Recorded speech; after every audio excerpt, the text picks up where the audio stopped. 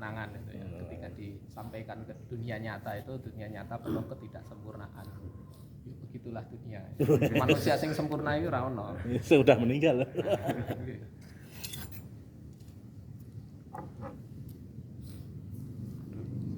Lucu ini Mas Victor mungkin Lucu-lucu dan ini sesuatu yang kan putut sajen istilahnya. memang untuk sajian ya, Itu penggunaannya belum ya. hingga Masih saat ini debatable kita ya? hanya bisa mengira-ngira karena tidak ada catatan. Kedua, yang pertama tidak ada catatan, yang kedua sing gawe wis ra ono gitu kan. Kalau masih ada yang membuat kan bisa ditanya, kowe gawe nggo apa? iya, pesannya untuk apa? Aku mau dipeseni ya. Atau repot takon sing pesen. Kalau awalnya muncul di masa siapa Pak? Gimana? Putus sajen ini awal muncul bentuknya di masa. Wah, agak sulit Mas. Juga nggak ada untuk catatan. melacak gitu ya. Ya mungkin ya bisa jadi cukup tua.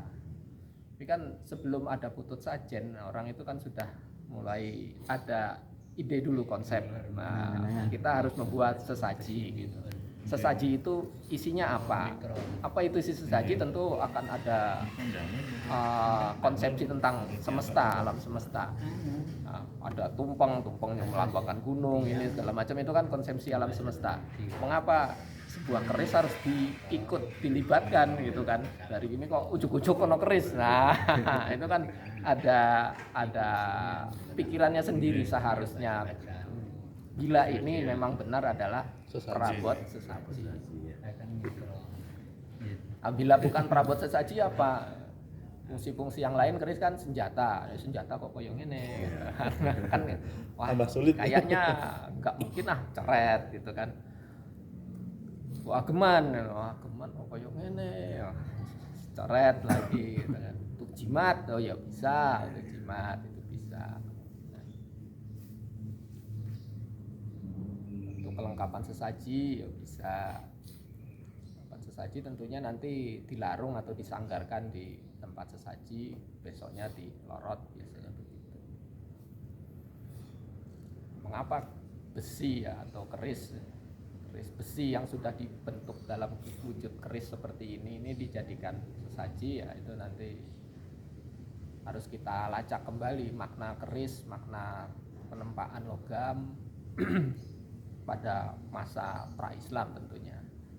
Ya sebenarnya masuk Gatot, karena hingga di Bali pun saat ini yang namanya keris masih dijadikan apa istilahnya pratima.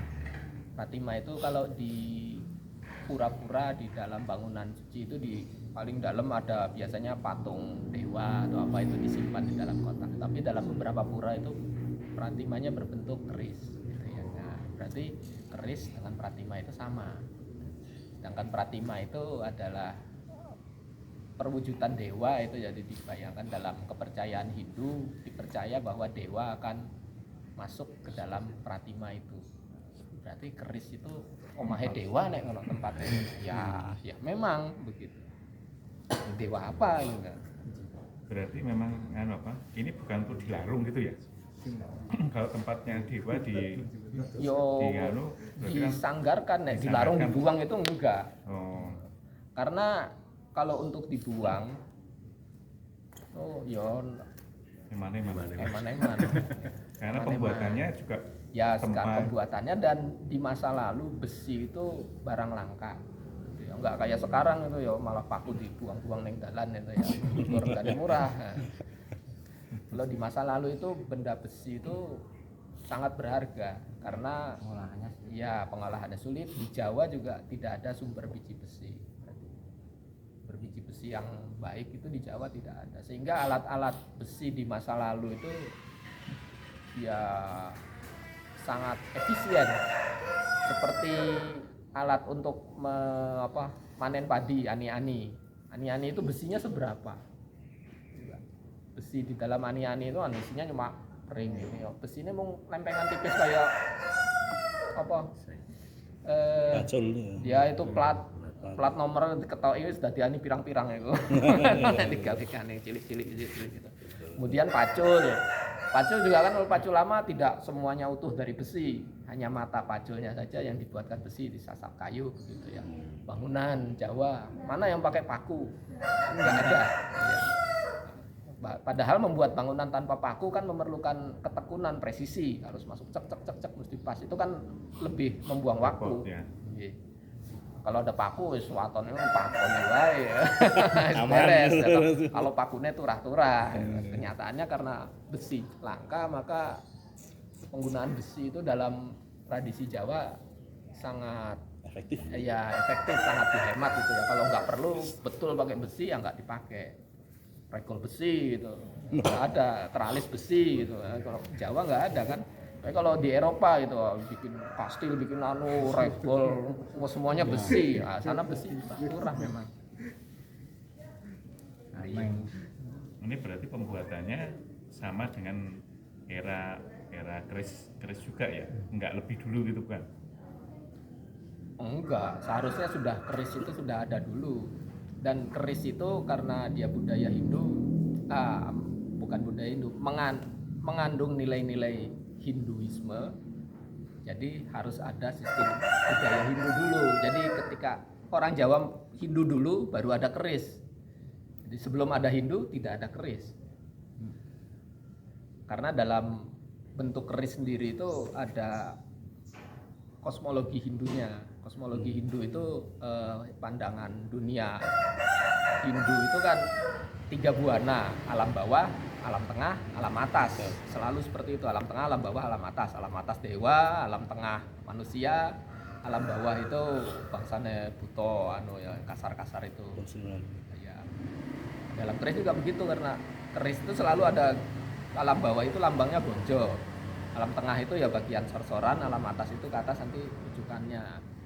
Kalau di Hindu itu alam bawah, nanti di Bali sampai sekarang namanya Bedawang Nala, lambangnya itu kura-kura.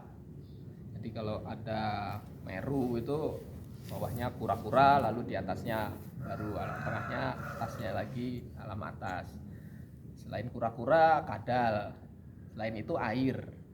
Maka kalau bangunan seperti Meru susun itu di pura-pura sana yang pakai tumpuk-tumpuk atap itu kan biasanya di tengah danau, kayak Pura Taman Ayun atau apa, itu bentuknya danau, tengahnya ada pulau, lalu atas tengahnya ada Meru Tumpang. Nah itu diadaptasi dalam bangunan Masjid Jawa.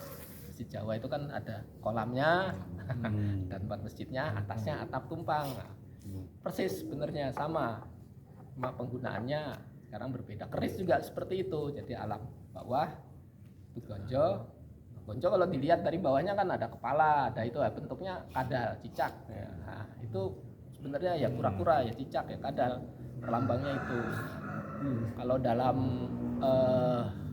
Selat Tantu Panggelaran, pemindahan Mandaragiri itu kan diceritakan bahwa Pulau Jawa itu dulu goyang-goyang.